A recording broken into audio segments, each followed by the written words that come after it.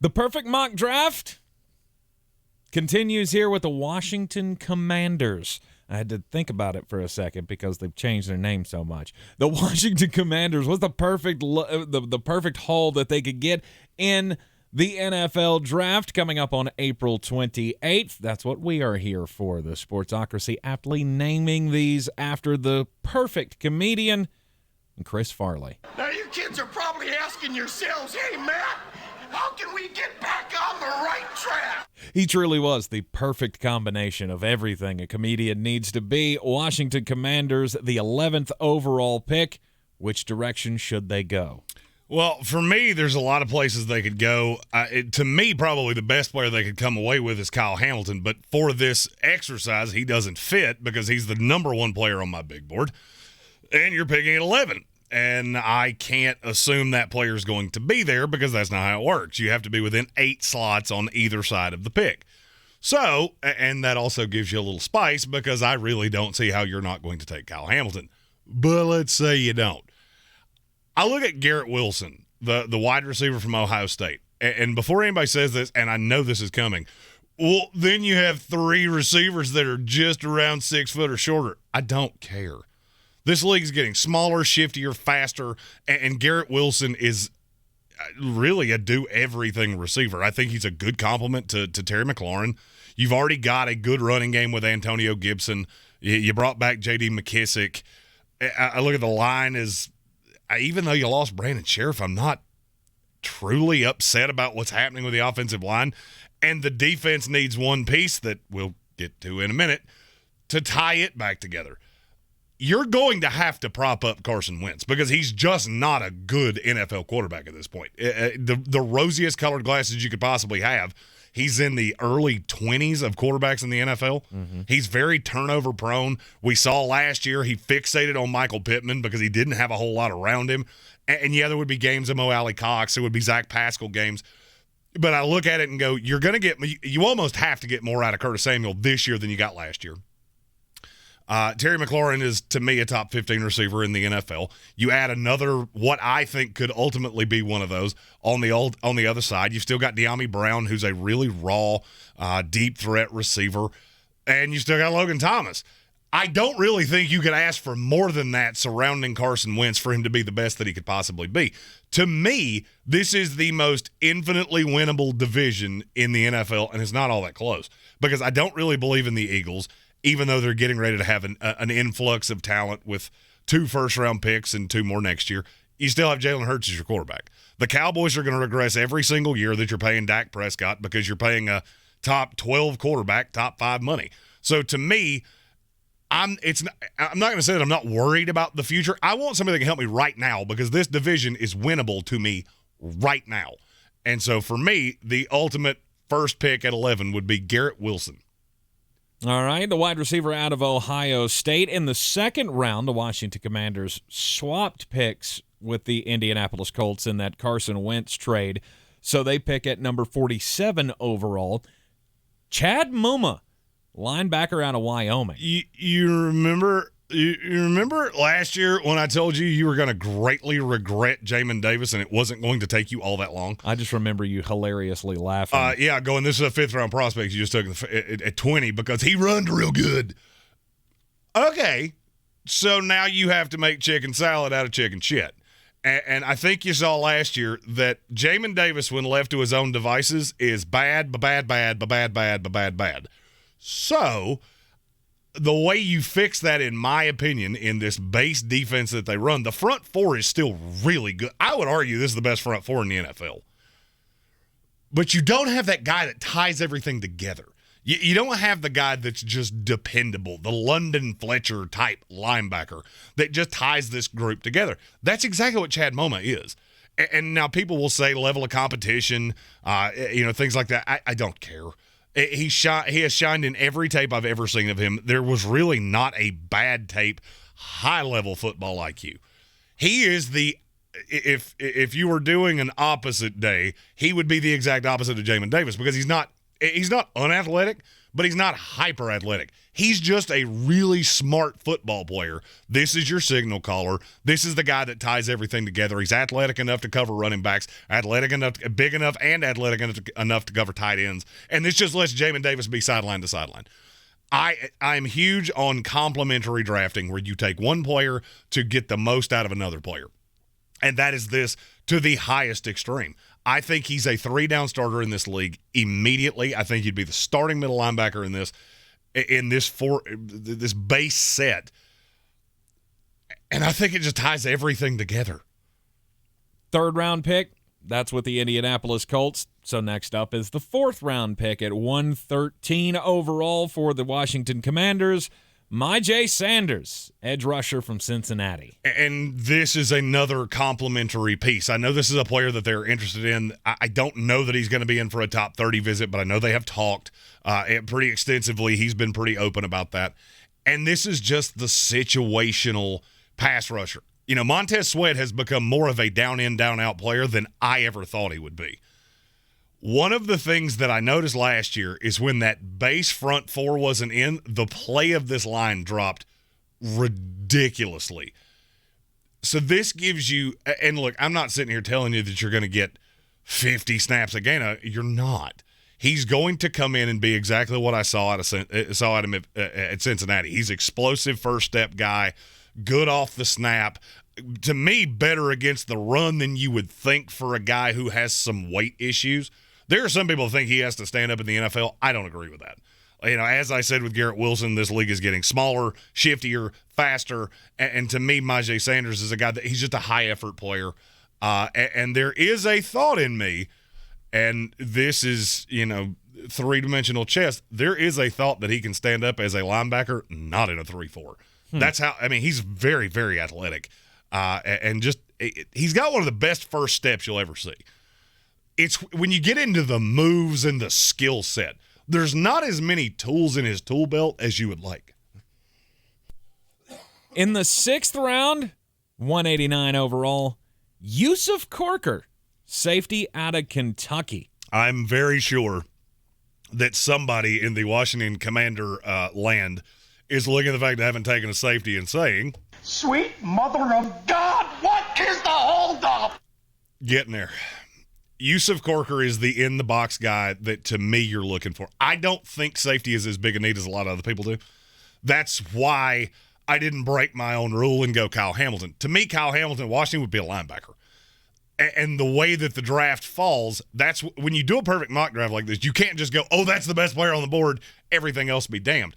Because if you take Kyle Hamilton at 11 and then you get down to 47, now the receivers are nowhere near what they were because that group's just been hoard out in a way that is hard to explain.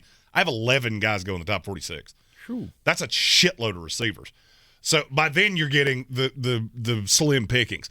Or you can get the second best receiver in this draft, possibly the first. Drake London could easily be there as well. And I would actually, in theory, like that equivalently well just because he's different. Or you can go this route. Get the high-end receiver, and then you're the first to start the run on the second wave of linebackers. To me, that works out better. Now, why am I using this to explain Yusuf Corker? Because it's in tandem. Because now all of the free-range things, Yusuf Corker plays really well in the box. I mean, and don't get me wrong, there's some raw. If there wasn't some raw, you wouldn't be getting him at 189 because the high-level film on him is so good that he shouldn't be here. I mean, he was on the Chase Claypool list. He's a guy I really, really like. The problem, there's two problems I see with him. One, he plays too aggressively sometimes, and I don't think he can play out of the too high shell. I don't think there's ever going to be a time where you see him as a deep safety, and that's okay. The other thing is 5 years ago, he would probably not have had a spot in the NFL because he would have been too small. You can't play this aggressively and be 6 foot, 195 pounds, and I think 195 pounds is what he bulked up to for the combine. There were times he looked like he was in a $180, a $185 range, and he played so violently that you thought he was going to break in half like Dewey Cox's little brother. I don't know that that's going to translate in the league. Worst case scenario, he's a high-level special teams asset and a rotational player on the defense. I do look at him and go, this allows you to do some more multiple things with Bobby McCain on the backside and allow Cam Curl to do some different things. This is a player that I think fits nicely with Washington. There is some risk, though, that needs to be entertained. The Commanders have 2 picks in the 7th round, the first one at 231 overall. Dontario Drummond is a wide receiver out of Ole Miss. This is another raw player, and this is all tying back to Carson Wentz. You have got to have weapons. Because I'll be honest with you, the Antonio Gandy Golden, okay, I was wrong. He's not good at the footballs. You were so in love with him. And I was, and I'll be honest with you, I still am. I just wish, it was somewhere fucking else. If something, and you have to understand that Terry McLaurin has had injury issues, that Curtis Samuel has had injury issues. If you get to a point where you're playing what would currently be your 5, you're fucked.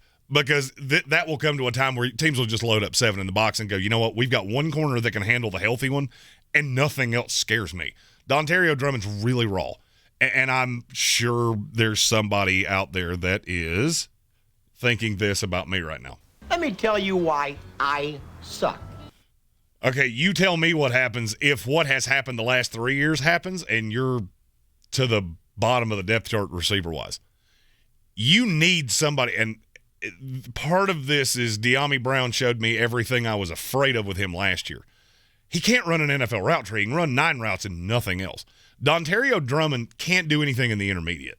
He is the deep ball guy, but he has a broader range of what he can do from a route perspective.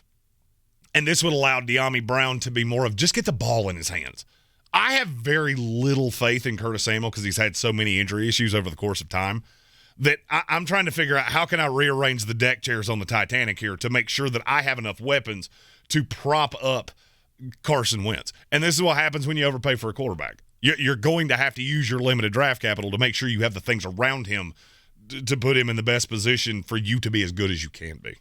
So with the final pick in the draft for the Commanders at number 241, Jalen Wydermyer, tight end from Texas A&M. This kid went from being back into the first round to some prognosticators to now 7th round. Yeah, and the thing here is I know that Washington likes him. There's been I don't know that he's been there on a top 30 visit, but I know they're very interested. The problem with him is if you dial into RAS, which is basically a metric that measures height, weight, speed, measurables, combine drills, all of those things. It gives you a score on a scale of 0 to 10. Jalen Wydermyer had the same score that this here can had. It was a fucking 0 because he's the height and weight is fine, but he was about as athletic as a dish rag. At some point you have to look at that and go, but the tape says differently. The tape tells me this player is better than this. I think he is the Ricky Seals-Jones replacement.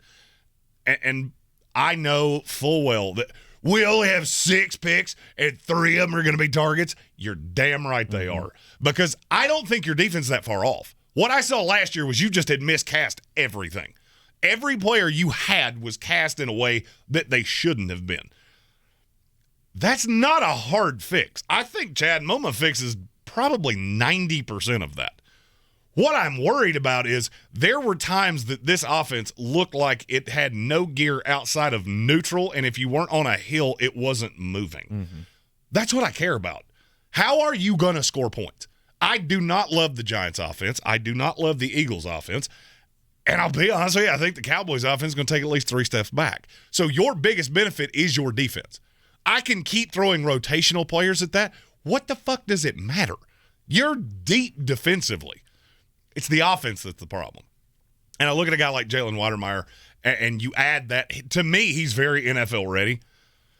Because anytime I see a player drop, the last player I saw drop this precipitously in the combine workout process was Vontaze Burfict. Mm-hmm. And I remember specifically going, do you realize how stupid this is that we're this worried that he ran a 5.1, and he was short, and everybody, he can't play.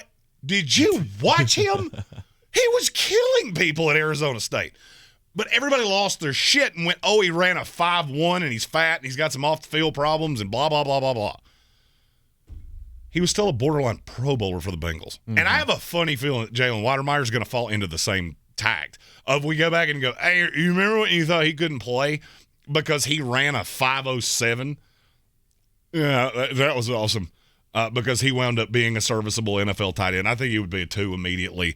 And that just gives you a very dynamic group of targets and a lot of things that you can do. And also, if there are character red flags with him, no other coach I'd want him to be with than Ron Rivera. Well, and that's kind of my point, is Ron Rivera, and we're Panthers affiliates, so we have a pretty good understanding of Ron Rivera. He has long had an ability defensively to make chicken salad out of chicken shit. Well, there's no chicken shit in Washington. The problem is that you're so thin on the other side of the ball. The side of the ball that he's not particularly good at that you're trusting Norv Turner's son with. That's up to you. I vowed I would be nice when I woke up this morning. You got to have more pieces. And I just feel like everything with that offense is you're just, let's throw a Band-Aid on it. And look, the 2 later picks, Dontario, Drummond, he's probably just switching roles with Dyami Brown. Mm-hmm. But I think in the 2 to 3 year window, he's going to be what you thought Dyami Brown would be, and Dyami Brown is going to be the, hey, I just got to get the ball in your hand because you're electric with it there. And I can't emphasize enough, if Jalen Wydermyer goes undrafted, as soon as I get gauze to plug the blood coming out of my ears, I will stake my reputation that he has a role in this league. 6 picks for the Washington Commanders. This is the best that you can do. This is your A-plus perfect mock draft. I can't wait for the comments on this. 3 targets? Yeah. If you like the picks, if you hate the picks, give us a comment. Feel free to chuck those in the comments if there's a player you'd like to know how they fit with the Washington Commanders. There were no trades that lined up in this. I know Washington would like to have additional draft capital, and I would like for them to have. There was just never – the way trades work in this, they have to make sense on both sides. There has to be a player that you're after, and there has to be a team back behind you that team is trying to snipe. Well, that's not there. So Washington's one of the most fluid teams in the league. This was one of the hardest ones I did. If you have a mock draft, feel free to put it in the comments. I will comment on those back, tell you what I think. And if you have questions about your Washington Commanders, feel free to put those in the comments. We will be doing mullet mailbags in the happy hour, the 3rd hour, starting at 5 p.m. Eastern Standard Time every Monday, Wednesday, and Friday up until the 2022 NFL Draft, April 28th, live from Las Vegas, Nevada. And we will cover each and every pick live here in the Sportsocracy. Hit that subscribe button so you can not only join us for that, but also every afternoon at 3 o'clock for the happy hours at 5 o'clock. And, of course, for all our team-by-team content here throughout the Draftmas season. We're always coming to you from the Ingles studio. Ingles Supermarkets, low prices, love the savings. I'm Tank Spencer. He's Jeremy Greene, and we will see you next time. Well, la-de-frickin' da!